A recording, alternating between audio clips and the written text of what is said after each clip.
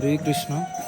পরমাদ্য গুরু মহারাজ এবং শিলপ্রভুদের বিশেষ কৃপায় আজকে আমরা নেপালে এসে 1,25,000 শালিগ্রাম শিলা দর্শন করতে পারছি। সেটা হচ্ছে আমাদের শিলপ্রভুপাদ এবং গুরু মহারাজের বিশেষ কৃপা। কেননা অনেক সৌভাগ্যের ফলে এই শালিগ্রাম শিলা দর্শন করা যায়। তো আপনারা যারা দর্শন করতে চান অবশ্যই ভিডিওটি শেয়ার করবেন।